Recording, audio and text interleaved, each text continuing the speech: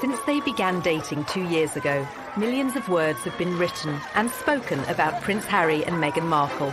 It was the public outing that every dedicated royal watcher has been waiting for. Their lives have been analysed, their relationship scrutinised. But while journalists and commentators continue to have their say, two people know the story better than anyone: Harry and Meghan themselves.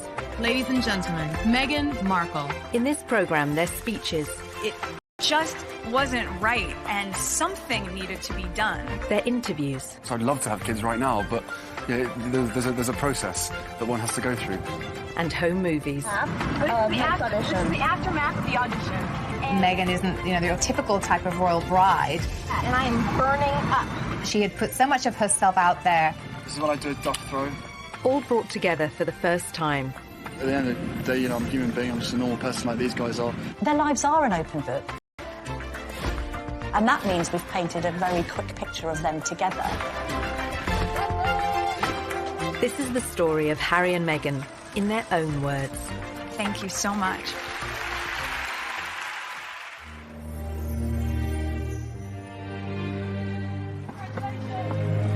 This afternoon, Prince Harry and Meghan Markle stepped hand in hand into the sunken garden at Kensington Palace. November 27th, 2017, and Harry and Meghan broke the news the world had been waiting for. 17 months after their first meeting, they were in love and about to be married. It was so sweet and natural and very romantic. He got on one knee. As a matter of fact, I could barely let you finish proposing. I was like, can I say yes now? She didn't even let me finish. She said, can I say yes, can I say yes now? And then there was hugs, and I had the ring in my finger, and I was like, can I give you the ring? And she goes, oh, yes, the ring. Although this was the first time they'd spoken as a couple, both had long experience of talking about themselves. Raised worlds apart, they'd chronicled their experiences from childhood.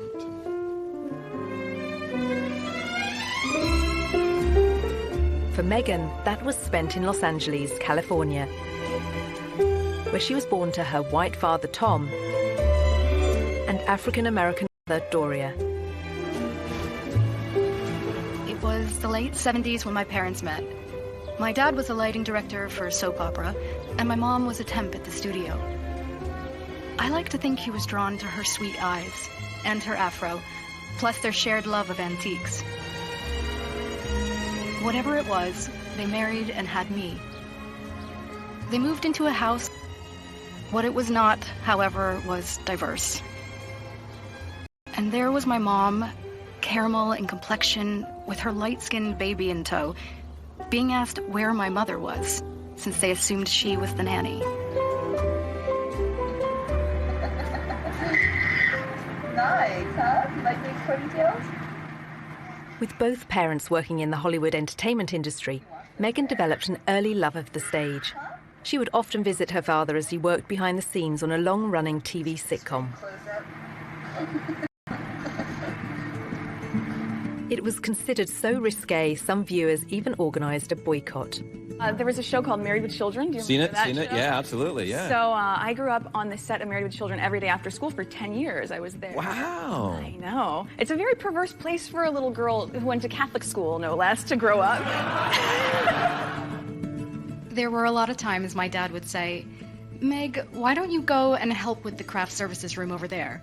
This is just a little off-color for your eyes. I wasn't allowed to watch it at home. I could watch the end credits, so I could give the screen a kiss when I saw my dad's name go by. I mean, they seem very close as father-daughter. And, I mean, she was a striking child. She was beautiful. And everyone would comment on how cute she was. But beyond that, and more important than that, was the fact she was just a very nice little girl and very respectful and just really a sweet kid to be around. Meghan's parents divorced when she was still at primary school. She and her mother Doria lived in a relatively comfortable neighbourhood. But LA at that time was riven by racial tensions, and in April 1992, they boiled over.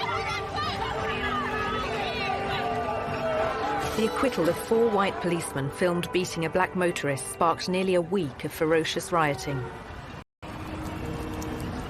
The city pretty much burned in South Los Angeles. Skies were black, ashes everywhere.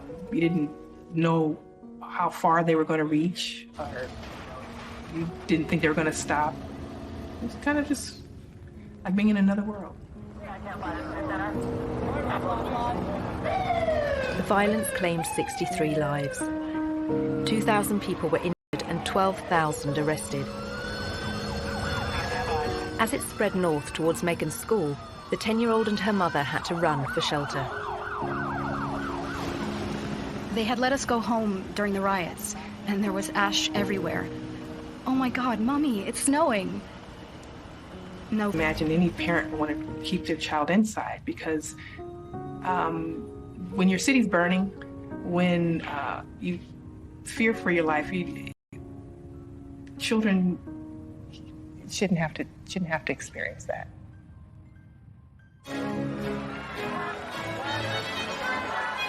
As Meghan was being raised in LA, Harry was growing up in London and in public. As the youngest son of the world's most famous woman, he was in the media spotlight from day one. When it comes to dealing with the press, Prince Harry has a style all of his own. But despite the constant presence of the cameras, Princess Diana was determined to surround Harry and his older brother William with laughter and fun.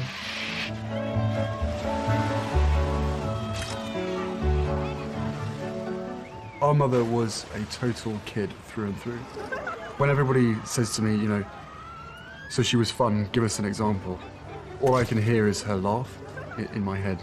And that sort of crazy laugh of where there was just pure happiness shown on her face. When you look at Prince Harry as a child, there was always a sense that he was a lot more mischievous than his older brother, perhaps because he knew that he didn't have as much responsibility on his shoulders. One of her mottos to me was, you can be as naughty as you want, just don't get caught. She was one of the naughtiest parents. She would come and watch us play football and smuggle sweets into our socks. And I mean, like literally walking back from a football match and having sort of 5 packets of Starburst, and just the whole shirt was just bulging with sweets. I think that very much appealed to Prince Harry's character and sense of humour, this idea that he could be a bit of a royal rebel like his mum and still get away with it. As part of his privileged upbringing, Harry was sent to Wetherby School in London's Notting Hill, where fees are more than £7,000 per term. At the same time, Meghan, 3 years his senior, was a pupil at Los Angeles' Little Red Schoolhouse. With its strong academic and artistic reputation, it was a favourite for Hollywood families. But some of the city's most deprived areas were just a short drive away, areas she'd frequently visit along with both her parents. My mom and dad came from little, so they made a choice to give a lot. Buying turkeys for homeless shelters at Thanksgiving, delivering meals to patients in hospice care, donating any spare change in their pockets to those asking for it. This is what I grew up seeing, so that is what I grew up being. A young adult with a social consciousness to do what I could, and to, at the very least, speak up when I knew something was wrong. In character was only just forming, but it would soon propel her onto the national stage.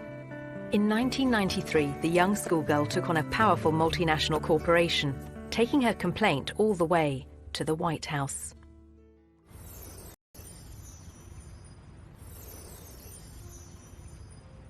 Ladies and gentlemen, please welcome Meghan Markle. As a successful actress, Meghan has used her profile to champion a range of different causes. Well, good evening. That doesn't feel like enough, But her campaigning efforts began long before she found fame. The fact that Meghan is interested in these causes, that's not new.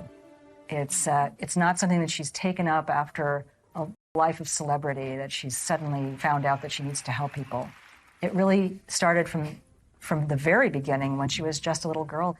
There is a story about how she was very proactive in protesting about an advertisement that she felt was very denigrating to women. The gloves are coming off. Women are fighting greasy pots and pans with Ivory Clear.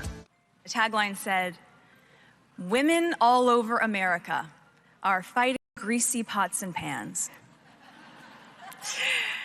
2 boys from my class said, "Yeah, that's where women belong, in the kitchen." I remember feeling shocked and angry and also just feeling so hurt. It just wasn't right, and something needed to be done. My name is Meghan Markle. I'm 12 years old. Last week at my school, we decided to watch the news for social studies. While flipping through the channels, we saw a commercial for the new Ivory Clear dishwashing liquid. In the commercial, they said women are battling grease, meaning only women do dishes. When I heard this, the boys in Meghan wrote to Procter & Gamble, the company behind the ad, to America's then First Lady Hillary Clinton, and to the US TV program Nick News, which sent a reporter to interview her. I don't think it's right for kids to grow up thinking these things, that just mom does everything. So I was wondering if you would be able to change your commercial to people all over America. Thank you, Meghan Markle. Incredibly, the 12-year-old's lobbying campaign worked. And it was roughly a month later when the soap manufacturer, Procter & Gamble, changed the commercial. The gloves are coming off. People are fighting greasy pots and pans with Ivory Clear. She had a sense that she could affect change, even though she was just one small person. She had a voice. If you see something that you don't like or are offended by on television, make a difference for not just yourself, but lots of other people.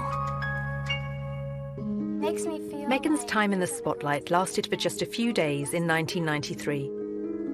But by then, Harry was used to relentless media attention. Soon it would become uncomfortable, both for him and his elder brother William. The reason? Their mother's very public and very bitter split from Prince Charles.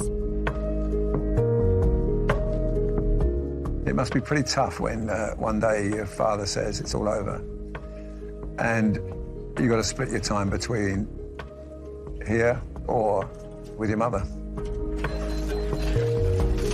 When he was the youngest, he must have seen the arguments and the rows together they'd had, and it had an effect on him. Charles and Diana officially divorced in 1996. In August 1997, she went on holiday with her new boyfriend, Dodi Fayed. Pursued by the paparazzi through the streets of Paris, their chauffeur-driven car crashed in a city centre tunnel. 3 people were killed, including Diana.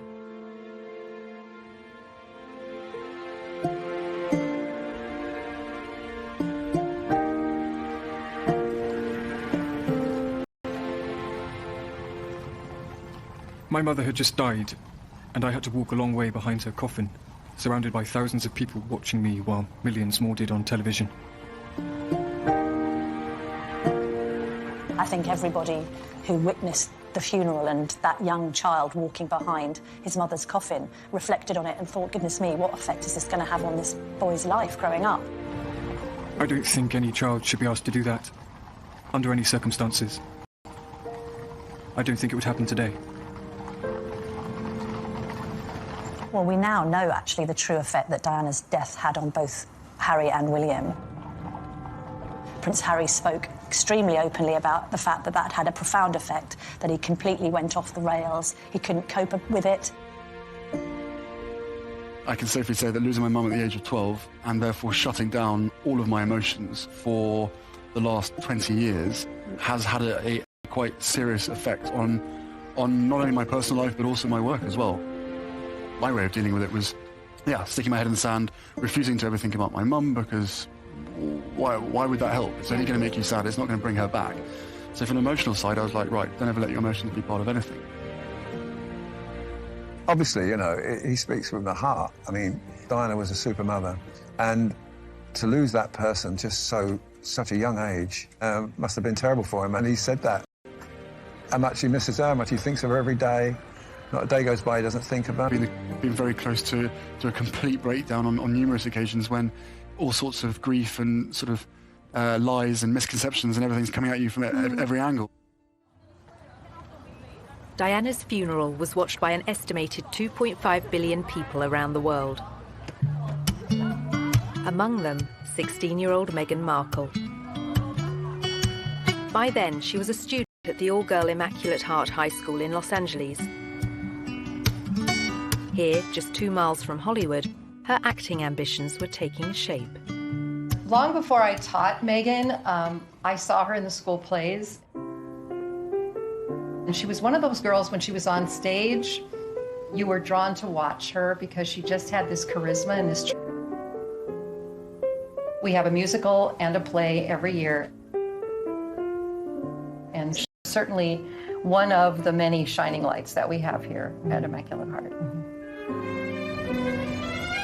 Meghan's stage talents led her to enroll on a university course in theatre. Before joining, she auditioned for roles in music videos.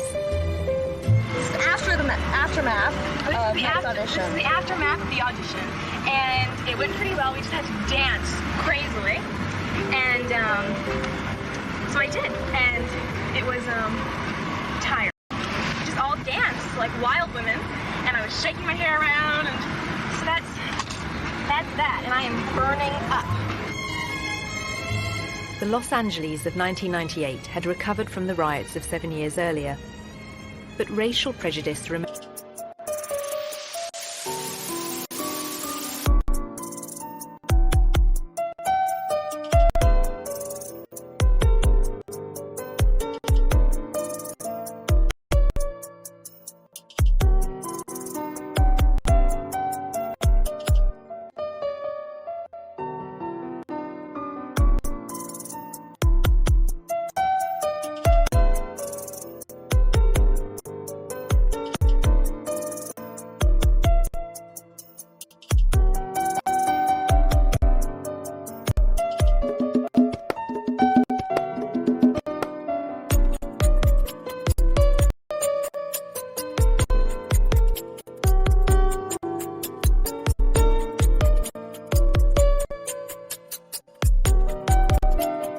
Surface, as Meghan was soon to witness firsthand. I was home in LA on a college break when my mom was called the N-word. We were leaving a concert and she wasn't pulling out of a parking space quickly enough for another driver. My skin rushed with heat, a whisper of words so hushed they were barely audible. "It's okay, Mommy." I was trying to temper the rage-filled air permeating our small silver Volvo. This is something that has happened for people of color since we've been brought to this country some 400 years ago. It's unfortunate because racism hurts. You know, just to talk about it, it hurts. And kids don't need to hurt. They shouldn't have to. I shared my mom's heartache, but I wanted us to be safe. We drove home in deafening silence, her chocolate knuckles pale from gripping the wheel so tightly.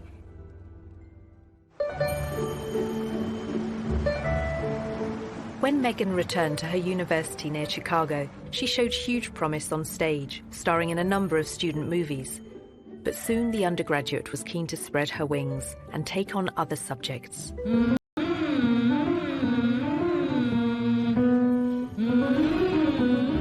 I had always been the theater nerd at Northwestern University. I knew I wanted to do acting, but I hated the idea of being this cliché, a girl from LA who decides to be an actress. I wanted more than that. And I'd always loved politics, so I ended up changing my major completely and double majoring in theater and international relations. As part of her degree, Meghan won an internship at the US Embassy in Argentina. In 2002, the country was in financial crisis. Meghan was sent to greet a top White House official, whose car was then surrounded by placard-waving demonstrators. It was their economic devaluation, and our Secretary of the Treasury at the time was there. So I'm 20 years old, in Buenos Aires, in a motorcade, doing that whole thing. I thought for sure I would still have a career in politics. And then I came back to LA for Christmas, and a friend of mine from college introduced me to this manager. The manager had watched one of Meghan's student films and said he could find her cinema and TV work in return for a 10% cut of her earnings. But, as she was soon to discover, the competition for roles was fierce. A young actor, actress trying to break into the business, it is not easy. My parents had been so supportive. watching me audition, trying to make ends meet, taking all the odds and ends jobs to pay my bills. I was doing calligraphy, and I was a hostess at a restaurant, and all those things that actors do. There's so many people out here who want to get into the entertainment industry. It's difficult. I had a beat-up Ford Explorer Sport that rattled like a steamboat engine in the morning. Audition to audition, just as I was. I mean, you really have to be very self-promoting, and you have to be willing to, knock on doors and be very motivated and have good self-esteem, because you could get eaten alive out here. I would drive to auditions and park at the back of the parking lot, far from the eyes of anyone who could see me unlocking the trunk and crawling into my car through its only feasible entry point. I would play it off, obviously, as though I was looking for something, reaching so deep for something that my car almost sucked me in to get it. Much like my experience in Hollywood, to be honest. Struggling, climbing hurdles, searching for something that I couldn't even see, and just reaching for it. Now in her mid-20s, the most Meghan had to show for her efforts were bit parts in soap operas, TV dramas, and the odd movie. In 2006, she became a briefcase girl on the American version of the quiz show Deal or No Deal, recording up to 7 shows a day. For somebody like Meghan, appearing as essentially an adornment on a game show would not be her ideal job. I'm sure she appreciated the paycheck, but she would have felt creatively unfulfilled. I would put that in the category of things I was doing while I was auditioning to try to make ends meet.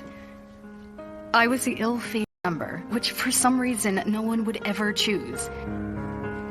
I would end up standing up there forever in these terribly uncomfortable and inexpensive 5-inch heels, just waiting for someone to pick my number so I could go and sit down.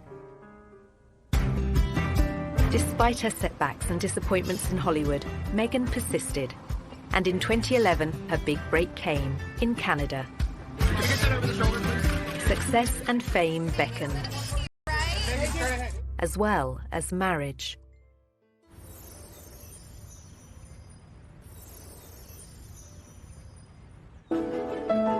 By her late 20s, Meghan Markle was still struggling to make it in Hollywood. Along with the hurdles facing all young actresses, she had a further challenge: her mixed-race heritage.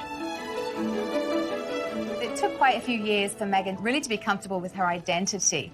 Hollywood didn't help with that, and it must have been very hurtful and very frustrating for her at times. I'm biracial. Most people can't tell what I'm mixed with, and so much of my life has felt like being a fly on the wall. And so some of the slurs that I've heard, or the really offensive jokes, or the names, it's just hit me in a really strong way. Pegged in the industry meant I could audition for virtually any role. I wasn't black enough for the black roles, and I wasn't white enough for the white ones, leaving me somewhere in the middle as the ethnic chameleon who couldn't book a job. But the breakthrough was getting closer. At one audition, a casting director advised Meghan to adopt a more natural look. She stopped me in mid-scene and said so simply, "You need to know that you're enough." She saw all that self-doubt beaming through the self-tanner and excessive blush. You need to know that you're enough. Less makeup, more Meghan. And that moment for me was a wake-up call.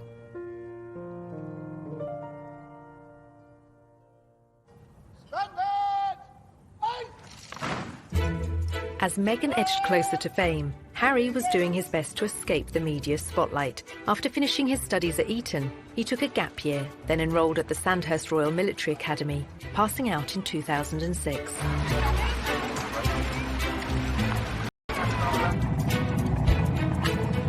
A year later, he served in Afghanistan. This is not a rehearsal. This is war. Prince Harry taking on the Taliban and coming under fire. The army had deployed Harry to the front line in secret. The media were only allowed to report on it as his 20-week tour of duty came to an end. This is what I did, duck throw. day, I'm a human being, I'm just a normal person like these guys are. I don't know, it's just nice to be. I wouldn't expect the British public to make much of it. I think they would just turn around and go, yep, good on him, good on the people who got him out there. He's a soldier, so what, basically. So what if he goes out there? My husband went out there and he died, so what if he goes out there? The general opinion, and hopefully so. He was very good at his job, he was very competent, and he fitted in very well with everyone that he worked with. There was no airs and graces with Harry. He just wanted to be treated the same as everybody else, which he was. He didn't expect any sort of special favours, being the Queen's grandson. Harry's determination to be treated the same as other soldiers won him praise from the media. But newspapers were less impressed by his behaviour when off duty. In 2012, pictures of a semi-naked royal enjoying time off in Las Vegas made the front pages. It was probably a classic example of me probably being too much army and not enough prince. I don't really want to get into details of what I think or what other people think. At the end of the day, I probably let myself down, let my family down, let it expect. Several months after the photos were published, Harry was on a second tour of duty in Afghanistan, this time as a captain and helicopter pilot. Approaching 30, he was making plans for a life post-army and fielding questions about his personal plans for the future. I don't think you can ever be urged to settle down. If you find the right person and everything feels right, then it takes time, especially for myself and my brother. You ain't ever going to find someone who's going to jump into the position that it would hold. Simple as that. By then, Meghan had found a long-term partner, American film and TV producer Trevor Engelson. They dated for 7 years, marrying in 2011. That same year, she auditioned for a new TV legal drama, Suits, set in New York, but about to be filmed in Toronto. It was the 5th pilot I would have filmed. I remember hoping this one would see the light of day. Never would I have imagined that this show would not just change my career, but also change my life. Meghan won the part of Rachel Zane, an ambitious young paralegal. After years of slog, it was her breakthrough role.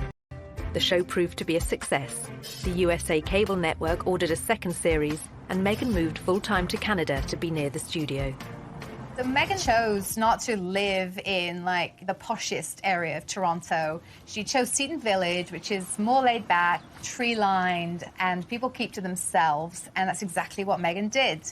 So much so that her neighbours didn't even know who she was. But that was soon to change as her TV series became an international hit. As Meghan basked in her newfound fame, Harry was concentrating on building a new career. After the negative headlines surrounding his off-duty life, Harry became patron of the Invictus Games for injured servicemen and women, and he began supporting a range of causes that were close to his mother's heart. I'm particularly pleased to be with you today because my mother as patron very much admired Henry and the vital work that it does, and for me that's good enough. He was also increasingly active in aid programs abroad, especially in Africa, where his Sentebale charity is based. Sentebale means forget-me-not. It's in memory of Princess Diana.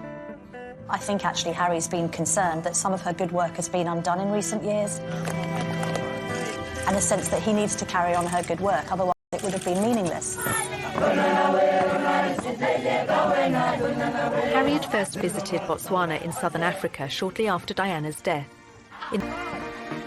This is where I feel more like myself than anywhere else in the world. I have this intense sense of normality here. To not get recognised, to lose myself in the bush with what I would call the most down-to-earth people on the planet. People dedicated to conservation with no ulterior motives, no agendas, who would sacrifice everything for the betterment of nature. I talk to them about their jobs, about what they do, and I learn so much. By 2013, Meghan's TV series Suits had become a huge hit for the USA network. It was their most popular show for young adults, the audience advertisers valued the most. She was a star, and with stardom came power. Before Before filming Series 4, she complained to the programme makers. This season, every script seemed to begin with Rachel enters wearing a towel. And I said, nope, not doing it anymore. Not doing it. I called the creator and I was like, it's just gratuitous. We get it. You've already seen it once, so I think at a certain point you feel empowered enough to just say no. Meghan was also starting to use her power in other ways. The charity World Vision made her a global ambassador, promoting sanitation projects in remote villages. Well, Meghan's visits to countries like Rwanda have focused on girls and women. All of these speak to her concern for female empowerment and really wanting to make a difference that way. You'll feel really good at the end of the day knowing that you've been a part of that. I gotta get these kids home. I'm gonna go take a picture with them.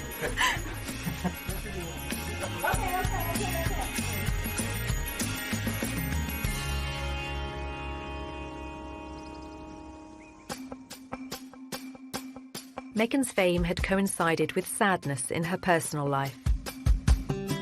In 2013, she and Trevor Engelson divorced after 9 years together and 2 years of marriage. Although neither has ever spoken publicly about the split, commentators attributed it to the distance between them.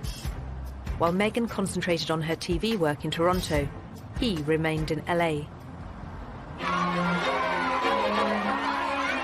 At 31, Harry was also unattached, despite a series of girlfriends and a reputation as one of the world's most eligible bachelors. I said to Prince Harry, when are you going to get married? And he said, when are you going to get married? He always had a string of pretty serious relationships with pretty serious women. I don't think that worked simply because, although she loved him, she didn't love the status of monarchy and the baggage that he came with him. And then Cressida Bonus, again, another very bright spark, lovely girl. Again, loving Harry and being with Harry, but not the circus that comes around him. In 2015, a year after that latest split, Harry went on a tour of New Zealand and revealed his strong desire to start a family. Of course, I'd love to have kids right now, but there's a process that one has to go through. And, tours like this is great fun. Hopefully I'm doing all right by myself. It would be great to have someone else next to me to share the pressure.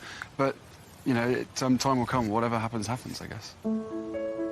The relationship he craved was just a year away. When he first met Meghan in London in July 2016, they discovered much in common. Both their parents had divorced when they were young.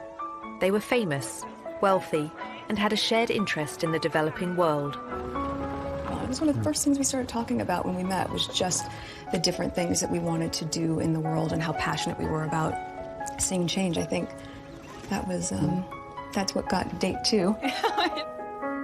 Soon after that second date, their first holiday, Harry invited Meghan to the country he'd first visited in the aftermath of his mother's death, 19 years earlier. I think about 3, maybe 4 weeks later, that I managed to persuade her to come and join me in Botswana, and we camped out with each other under the stars. We she came and joined me for 5 days out there, which was absolutely fantastic. So then we were really by ourselves, which was crucial to me to make sure that we had a chance to get to know each other. The couple kept their relationship secret throughout the summer of 2016. But then, at the end of October, the first headline appeared. You have a story like that and it breaks, and the rest of Fleet Street is then playing catch-up. And it was then after the story broke that you found people descending on Meghan's house, chasing after anyone that ever knew her, chasing after family members. I think both of us were totally surprised by the reaction after the first 5-6 months of what we had to ourselves of what actually happened from then. So I think you can have as many conversations as you want and prepare as much as possible, but we were totally unprepared for what happened after that. Some reports concentrated on Meghan's family neighbourhoods in LA. Others focused on the breakup of her parents' marriage and her relationships with her half-sister and half-brother. There's a misconception that because I have worked in the entertainment industry that this would be something I would be familiar with. That I've never been part of tabloid culture. I've never been in pop culture to that degree. I made the choice to not read anything. But some of the coverage and comments incensed Harry. Breaking news from Kensington Palace this morning. Prince Harry After 8 days of headlines, he came out fighting. I think that's one of the strongest statements I've ever heard come out of a palace.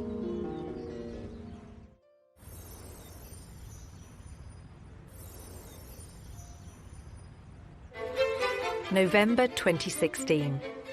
Just 8 days after the story of Harry and Meghan's relationship broke, Kensington Palace went to war with the press.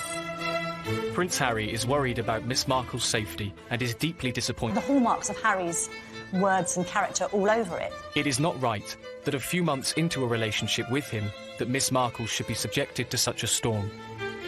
I think he was saying, look, this girl's important to me and I want to make sure that you're all careful in what you're doing.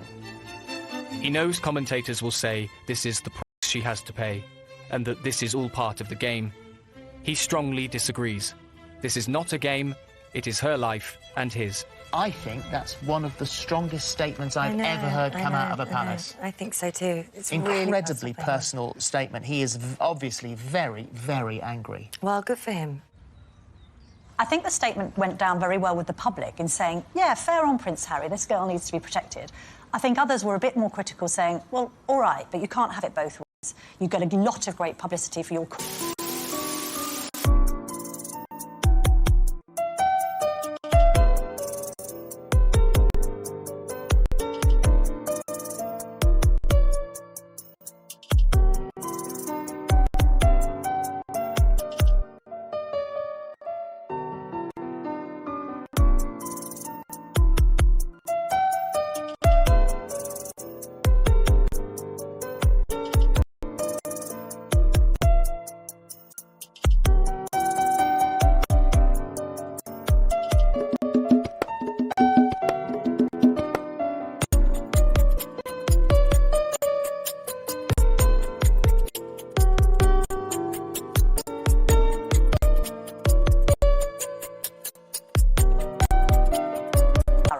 If we want to find out about your private life, we're entitled to.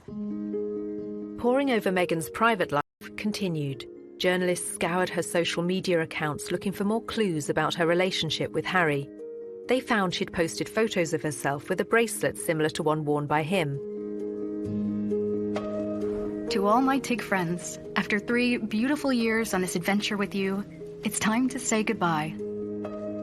In April 2017, Meghan began withdrawing from social media to successful lifestyle website The TIG, posting a farewell message to all her readers. Keep laughing and taking risks, and keep being the change you wish to see in the world. Thank you for everything, Meghan Markle. In the early autumn of 2017, the couple was seen in public for the first time. Harry attended the 3rd Invictus Games in Toronto, and Meghan turned up in the crowd. It was the public outing that every dedicated royal watcher has been waiting for. Just 24 hours later, the couple abandoned any effort to keep their feelings for each other private.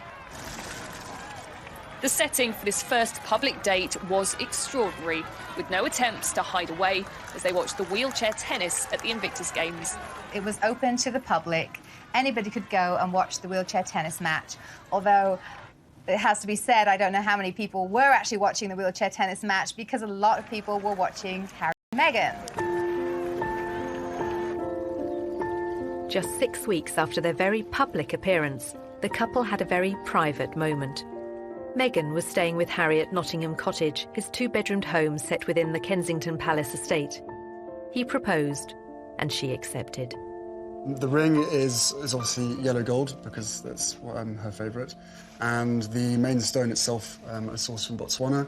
And the little diamonds either side are from my mother's jewellery collection, to make sure that she's with us on this crazy journey together. And it's beautiful. And he designed it. It's incredible. yeah. Make sure it stays on that finger. Of course. What do you think your mother would have thought of Meghan or said about Meghan? Oh, they'd be thick as thieves. Without question. I think she would be over the moon, jumping up and down, so excited for me. But then, as I said, would have probably been best friends with Meghan. So no, it is days like today when I really miss having her around and miss being able to share the happy news. But you know, with the ring and with everything else that's going on, I'm sure she's with us. I'm sure she's with us. You know, jumping up and down somewhere else.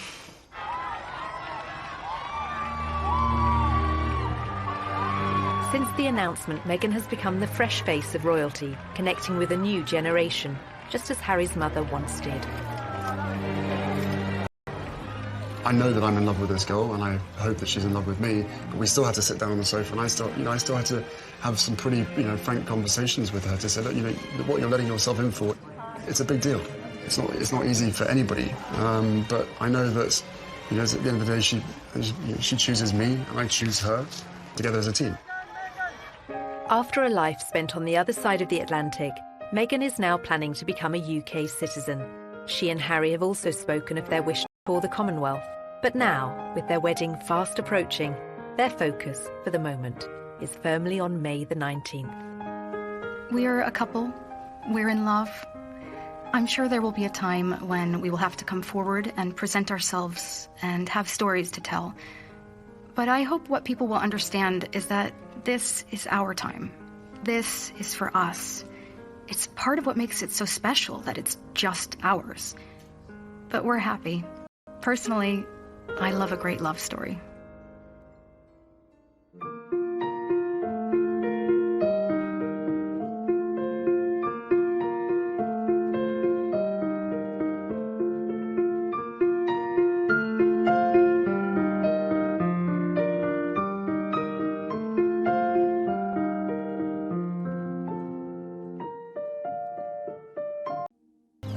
November 27th, 2017, and Harry and Meghan broke the news the world had been waiting for.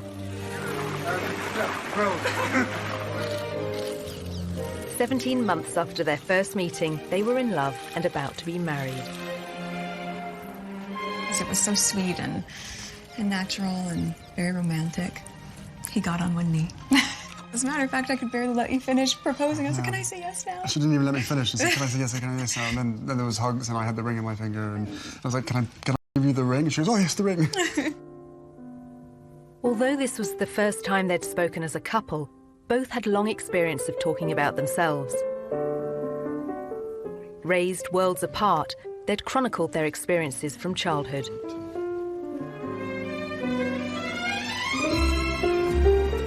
For Meghan, that was spent in Los Angeles, California, where she was born to her white father, Tom, and African-American mother, Doria.